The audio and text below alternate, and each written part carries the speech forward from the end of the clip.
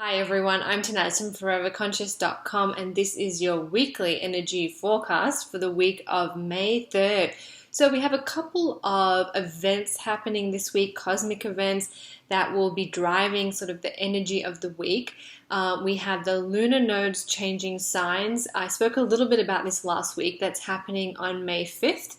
And then on May 7th, we have the third and last super full moon of the year.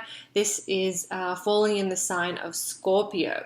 So the lunar nodes, the energy of the nodes changing signs is a little bit slow to build. So the nodes changing signs indicate a new collective soul lesson that we're all going to be working with for the next 1.5 to 2 years. So this energy is slow to build. We don't feel the effects as strongly as, say, this supermoon that we have this week.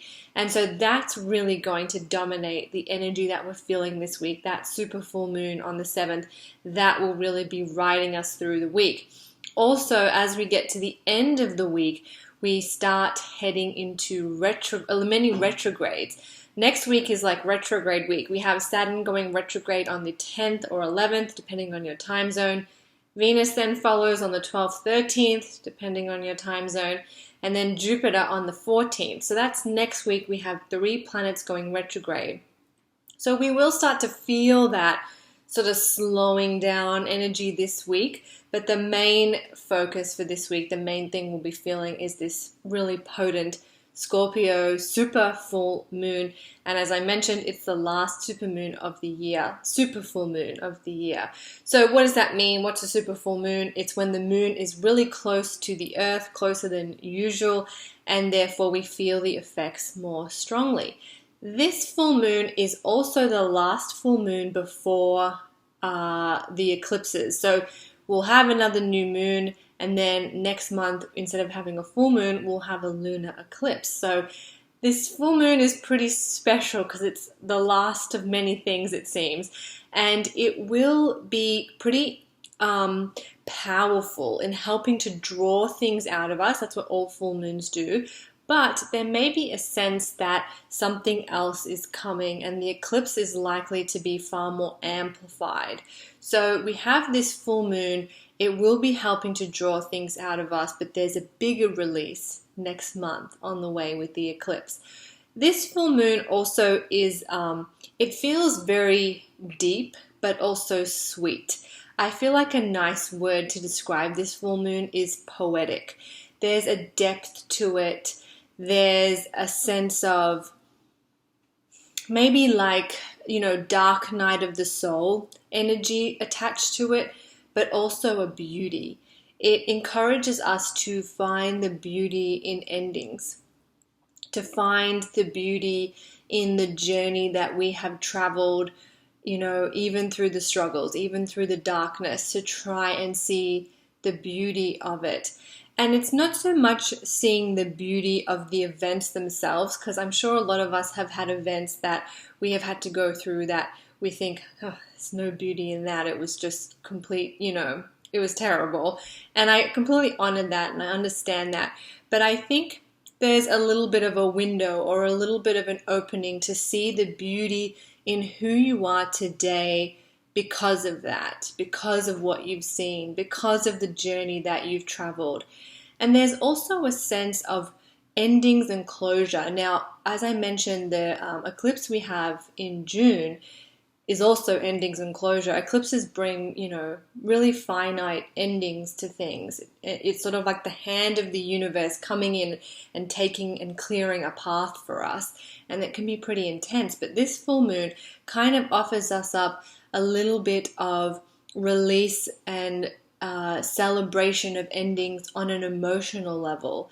Have you ever seen like the Olympics, and you'll see an athlete and they're like doing the sprint or something like that, and as they get to the finish line, in that moment, maybe they don't know if they've won or come second or third, but in that moment when they finish the race, you see this emotional outburst. They start crying, or you can just see the look on their face when they complete the race.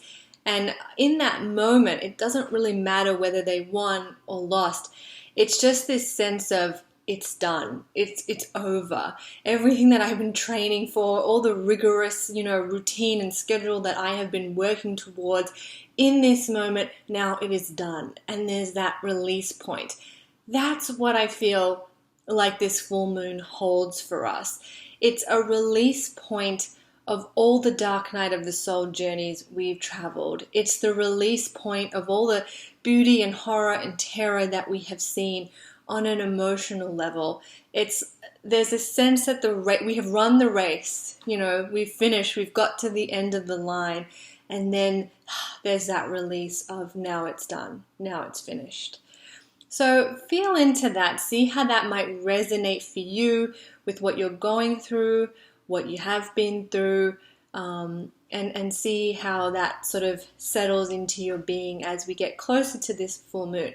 I have a ritual, as always. I also have a meditation and a full moon reading where you can pick a card and get a message. I'll put a link to all of that below if you want to dive in deeper and explore and use this energy. It's also, Scorpio energy is always very intuitive and magical, so definitely use this full moon to recharge, clear your energy blocks. That my meditation will help with that, and then tune into your intuition as well.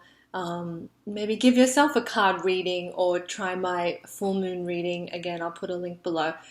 So as we pass that full moon, we'll head into retrograde territory. I'll talk more about the retrogrades next week, but we will be feeling this sense of things slowing down, and there will be this sort of stop and go energy under this retrograde, under these retrogrades. So we have 3 retrogrades next week, and then we'll kind of adjust to that, and then we'll get into June, and we have Mercury retrograde, plus I think Neptune retrograde. So we're entering into this season of retrogrades. I think at one point there'll be 6 planets in retro.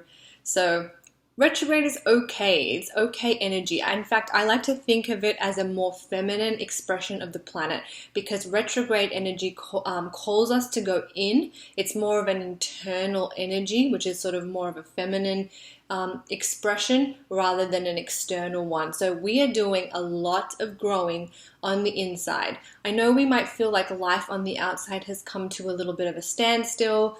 Maybe we feel like we're in a bit of a waiting space. On the inside, we are really growing. There's a lot of work happening on the inside. So you're doing a lot. Even if you feel like life is slow on the outside, on the inside, you're growing, you're still working, your soul is still leveling up and advancing. So rest up, especially under the full moon. Really important to stay hydrated, to look after yourself, because as things get drawn out of us, we need to replenish. So keep that in mind this week as well. So I hope that was helpful. I have so much more for you at foreverconscious.com. I am Tanaz. Thank you so much.